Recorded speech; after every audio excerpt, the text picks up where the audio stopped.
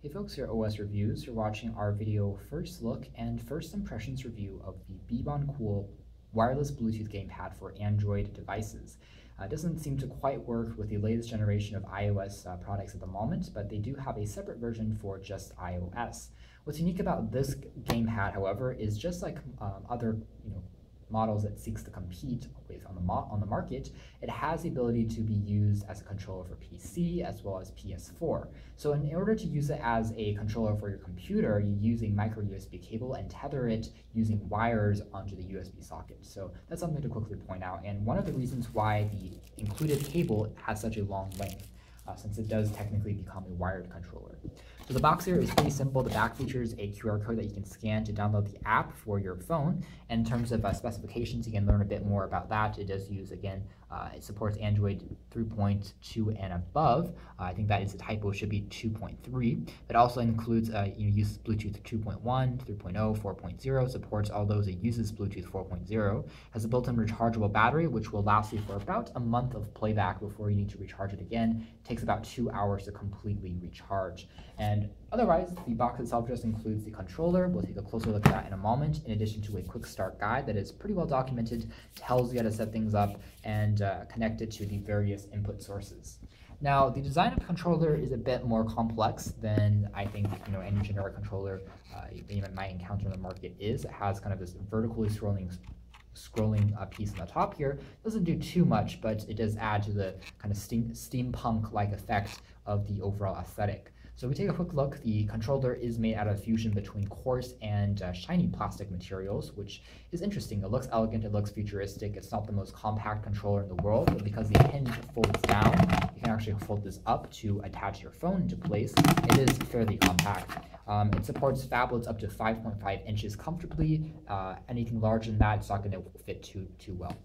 You have access to analog jog sticks on the top as well as on the bottom here, which are very tactile and responsive. They're made out of a soft touch rubber material, which makes them easier to move with your thumbs, even if your thumbs are slick. And there's also access to the standard array of X, Y, A, and B keys on the top here, which are backlit as well when you turn the unit on, along with LED keys for the status and as well as the battery. There's also additional LED lights on the sides here for knowing when the Bluetooth is on, once it's charging, once it's fully charged, so on and so forth. A dedicated power switch key on the sides here, and analog up, down, left, and right keys, which are a bit more stiff than I would like, so it takes additional pressure to fully create an action, but overall not too bad, and I feel like the layout and overall quality of the keys themselves are quite nice for a company that doesn't specialize in just controllers.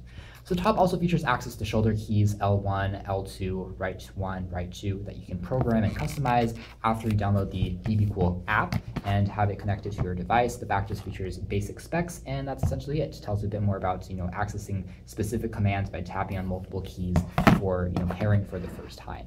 Afterwards, it's a Bluetooth controller, so the range is going to be about set at around 30 feet or so that works nicely. The positioning of the arm is actually quite stiff because it is quite easy to stay in place, since it has this kind of mechanical lever that pushes it into multiple angles one at a time. So it does work quite well, even if your phone is heavy. It creates a bit more of a top-heavy effect, but not too bad and not too crippling. Inside here, there's access to the hidden micro USB port for charging. I like that this is placed here since it prevents it from getting damaged when you're traveling about. But one of the downsides is if you want to charge it, and also if you want to play back games connected to a PC, you have to have this arm open even if your phone isn't connected and you're playing games with a computer. So it seems a bit awkward, so that's one of the downsides of the placement there. All in all, it works pretty well. You can check out more details as far as gameplay in our upcoming official article review, which has a bit more samples and testing that we had in terms of the button response time, in addition to the positioning, how to set things up for the first time if you are using it with a phone, and so on and so forth. So anyways, our first impressions is it's 2 thumbs up, and for the cost here, sub 40 bucks, it seems like a reasonable buy. You can check out more details coming soon. Thanks for watching here at OS Reviews. This has been the BEBONCOOL wireless Bluetooth game